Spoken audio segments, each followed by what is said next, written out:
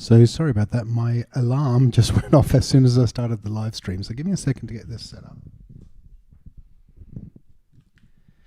So here we are with Ableton Live 12 Beta, and I just wanted to show you one of the favorite things that I've been exploring with it, which is some of the insanely good MIDI and songwriting functionality that's in it. And I guess the way to best describe it is to show you. So let's start by creating a MIDI clip. So we have this little MIDI clip going, and I don't know why this is such a low BPM. I'm just going to increase the BPM to about 100, and I just want to show you some of the functions. I'm not going to be sitting here trying to show you everything, but it's pretty impressive actually. So what I'm going to do is I've started with a scale. So we have this kind of D flat, D sharp, E flat scale, Mixolydian. Let's just keep it simple. We'll just go minor, and we fold to scale. So we're only seeing the keys in that scale, and we'll just start with a note. Here we go. We just start with this note, and let's just duplicate that and just move it around.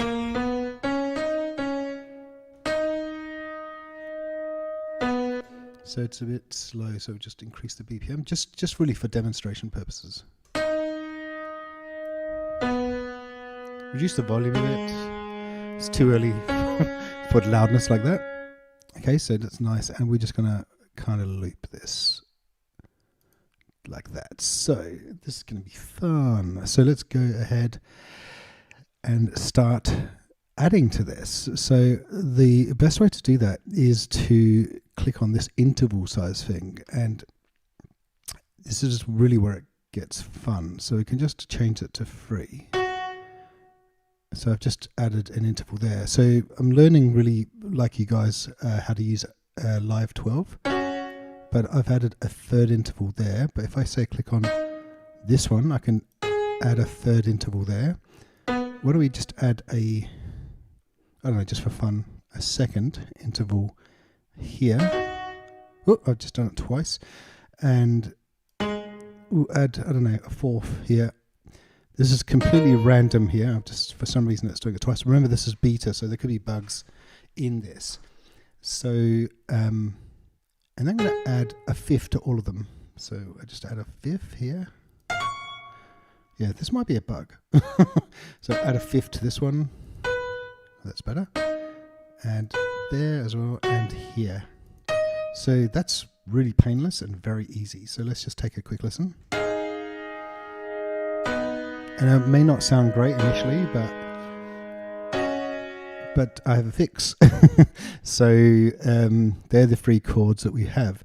So what's really super good is if they're not in scale, we can fit them to scale. So let's just select all, Control A, and we fit them to scale. I think they are in scale. So what we can do, which is super fun, is change the chords. We've selected all, so fit that to scale. And there you go. It will sound a bit different. And we can keep doing that. Let's change it to, that was Mixolydian, let's change it to Phrygian.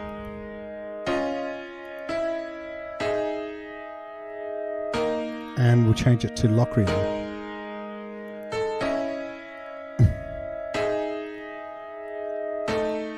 I think Mixolydian was fine. So that's the first cool thing about it. And there's a whole bunch of other things here we can try. For example, we can try this stretch function. So it's just stretching. You can see here these notes are being stretched out. So let's just try it like this. Doesn't really, I don't think that really makes a difference until you start using some of the tools in the transformation area. So this is this new tab called Transformation Tools. And we are definitely going to try some of these out, but just for today, we're going to try the simplest one, which is arpeggiate. So basically whatever you select will be arpeggiated. And so let's give that a go. Just make sure everything's to its default settings. Okay, so we've just arpeggiated everything that we've selected. So let's just take a listen. So that's kind of mental. So let's reduce that rate so it's not so fast. Let's increase the gate.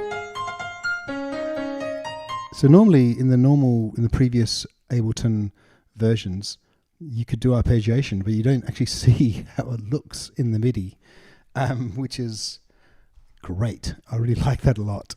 Let's just increase this to 16. There it is. Now, I'm really new to live streaming. I'm doing it because it's quick and fast. If you want to chat, there's this kind of chat area here that I can use, but that's fine. I'm just going to go ahead and continue with this.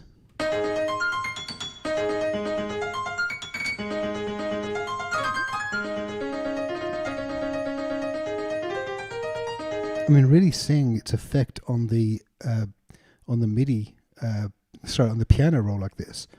So you change the distance, you can actually see what you're doing. Actually is a good way to learn how to use this. I mean, that's just ridiculous. So let's use converge and diverge.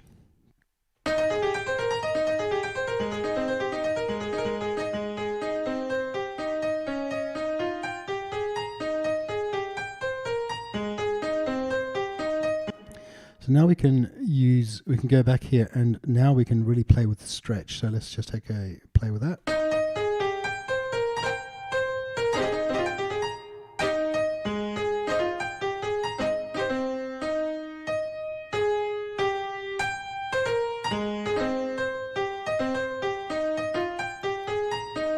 Now let's click on humanize, see what that does. Let's just increase the percentage of humanization.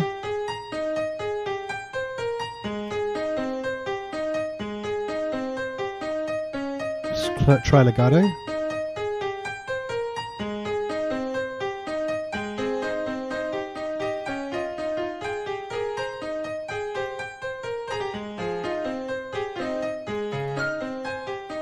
Now we can try some different steps here. Let's see how that changes things. 8 steps.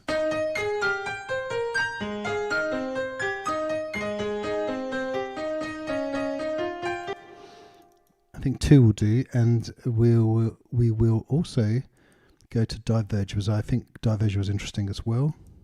Transform.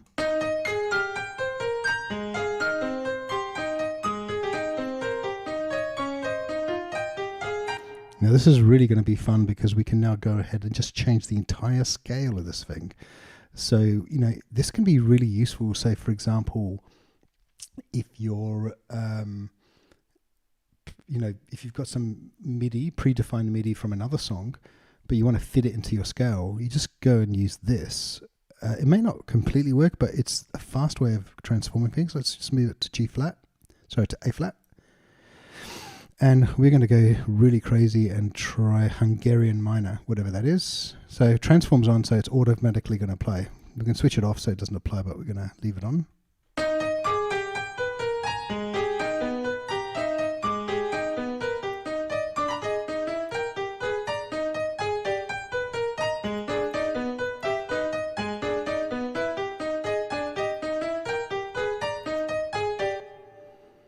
Nice. So what I didn't show you, and I wonder if we can go back a few steps, Control Z it. Let's do that. How far back does this go? Okay, what I didn't show you is the arpeggiator bit works really when on your selection. So before I had everything selected, but say I just want these notes and say these last 2 notes.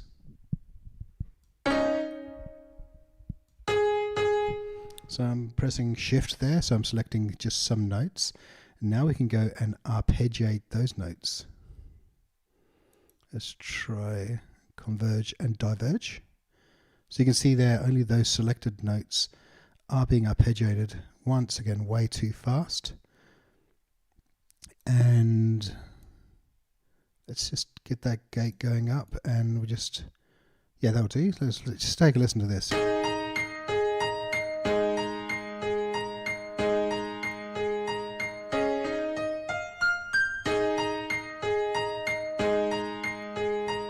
So yeah, this combination of chord as well as selected arpeggiator can really make a difference to the sound, and I just love the fact that you can see what you're doing.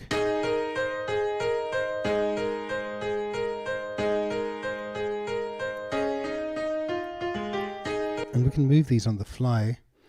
Here we just go back to, we just move this particular note on the fly. I just want to make sure I'm in scale. Let's click on fold.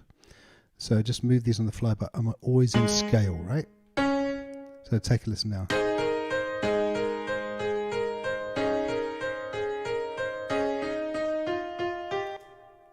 And let's just move this one down.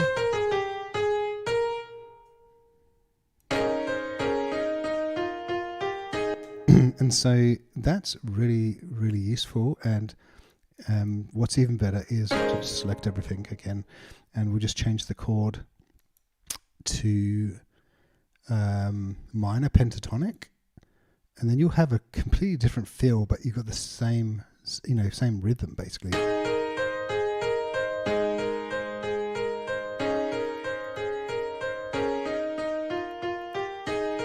Of course, we need to press the button called Fit to Scale, so that will make a difference.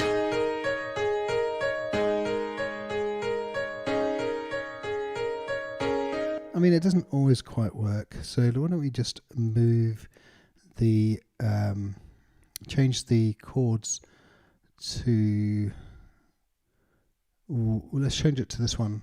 I don't even know what this one is, but we'll change it to this one and fit that to scale.